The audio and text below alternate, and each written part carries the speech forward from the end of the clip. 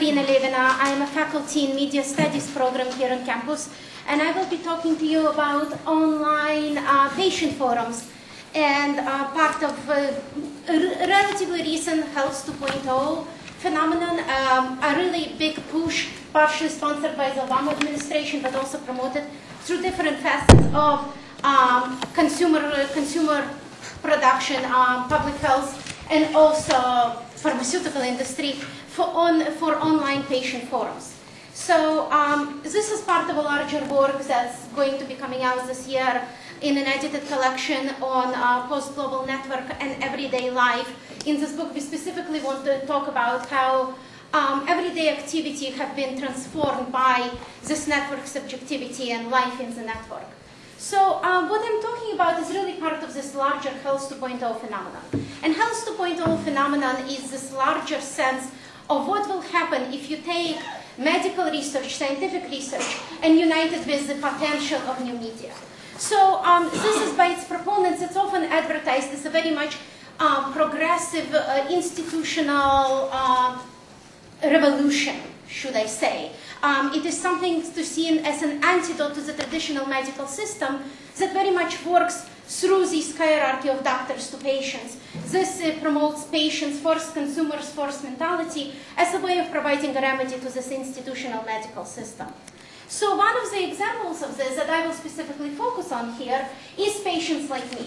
And Patients Like Me is an online forum, patients forum, that's organized, as you can see here, by a number of diseases. So it started off as ALS forum for patients and expanded down to epilepsy, HIV/AIDS, different mood conditions, multiple sclerosis, Parkinson's disease, and it's being expanded. So the idea behind Patients Like Me is that you get patients together and you get them to donate data online and to keep track of their health and their medicine online. And you constantly, and what they do online is that they constantly and consistently generate and produce information and get connected with other patients who are suffering from the same medical conditions. And what I want to talk about in this presentation is specifically the issue of labor as it is inherited in these problematics. Because one of the things that I will argue is that what Health 2.0 in general and Patients Like Me in specific wants to do is really promote this idea of donation of health information as empowerment. That somehow that is absolutely unproblematic and it is somehow will serve as a resistance to the traditional hierarchical structures. What I'm interested in examining is who is this donation getting done by, who is doing the labor on these online patient forums, and who gets economical profit from the online patient forums, and how these two things do not really necessarily go together with this network is great, network is democratic, you know, all patients get together and we cure all these diseases mentality. That's my shorthand for that mentality. Right? Anyways, so I'm going to do a little overview here. So the mission of Patients Like Me, and for the sake of time, I'm just going to summarize a couple of lines here, is this idea that is committed to provide a better, more effective way of capturing valuable results and sharing them with patients, healthcare professionals, and industry organizations that are trying to treat the disease. Our goal is to enable people to share information that can improve the lives of patients diagnosed with life-changing diseases. So this is all very noble.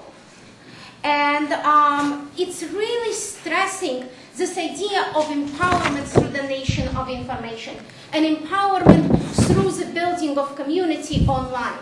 So for example, if you log on there, what you see is this is for mood, this is for anxiety, because, you know, who is not anxious, right? And so apparently there's 12,037 patients who are at the current time also anxious online, so that's something, right? You can invite other people to join. You can set up a care team where you invite your healthcare provider to join you online and to share your information with you. And it's really all set up as this idea of building this community around your health and a community around your condition. So this is patient community. Again, I apologize, probably hard to read, but this is one of the comments why I love the PLM community. And one of the things that this woman is saying is that she can now be of use to myself and to others. That somehow now her body and her health condition can actually, or disease condition, depending on your perspective, can be of use somehow to someone in the community. So again, it's this empowerment through the building of online community and information. So your site brings a scope, and mainly it's this idea that each of us working together can one day see a cure come to us. I urge all in the group to go to patients like me and submit your information. And what it does is very interestingly, it constitutes this idea of sharing as a right and as an act of citizenship. So the act of citizenship in the network, as I argue, is really all about donation and sharing of your information, which really is contrasted to that act of citizenship in the nation state. So there is something very interesting that's happening here that I think illustrates a larger pattern of how citizenship gets reconfigured in the network society. What does it mean to be a good citizen? What does it mean to actively do good in the world right now? And apparently it's sharing your information. This is very much supported by this. It's Declaration of Health Data Rights. And everyone has a right to share, to own the health data, and to right to know the source and to share their information. So this is definitely one of these larger points that patients like me is making here. And so the way that you do that, the way that you share your information, I want to spend a little bit of time on this, is that you get started by creating your mood map. So you create your mood map and you can add all the treatments that you're participating in, you can rate your instant mood, and you get your instant mood summary. So what this looks like is this, is you get stars for every piece of information that you share with others. It's very much like middle school, right? So now you have 0 stars and you can do all these different things. If you submit your sex, birth date, and country, you get a star. If you submit a medication, you get another star, and you get stars, right? I don't mean to be facetious, but it's a little silly, right? Anyways, but so at the end we get this. And this is really what I want to talk about. Because what you see here is a result of lots and lots and lots of labor on part of this patient, right? What you have here is someone tracing their mood based on physical symptoms, based on medication, based on all these other characteristics that you can see, their back pain, dizziness, headache, you know, and it gets traced 1 month, 3 years, 2 years, and you also get traced by day as well. So ideally, if you're a good citizen on patients like me, you will log in every day and will submit intensely personal, intensely intimate, and intensely detailed health information that is not otherwise obtainable anywhere else, right? And in aggregate, you get something that's really incredibly, incredibly valuable. Who is it valuable to? Research companies, pharmaceutical industries, and other more or less benign entities. Who now, because the problem with medical research, I'm sorry, I'm 10 minutes, I have to finish. So the point there, it's very hard to just look at how someone feels or what the reaction are. It's 2 minutes, right? What the reactions are, and without any background data. So this is incredibly, incredibly valuable information. Without this information, medical research, pharmaceutical research can't really progress. So who benefits out of this? Well, who benefits out of it is actually patients like me, because patients like me is a for-profit organization. And what they do is that they actually aggregate and sell the data for research. And this is a discussion, one of the discussions that happens on patients like me. And if you want to, I can, Twitter it to you later on.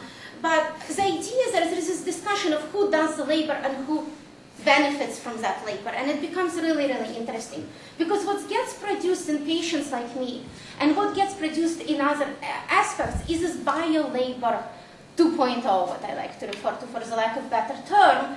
And this idea that somehow your work online contributes to your health in real life. In the network, work is healthy. The more you work, the more information you donate, the healthier you become. Therefore, our health, the way we understand of our health in the network is deeply, intimately tied to the health of the network. And what makes network healthy is the flow of information. Network is good, network is healthy when there is a lot of information getting circulated. And what I like to examine, what I kind of want to leave you with, is that what does it mean to talk about health in network society. In the nation state, the health of the citizen is tied directly to the health of the nation state. What is the health of our bodies as citizens of the network? What kind of a health is that getting tied to? And I will end now. Thank you.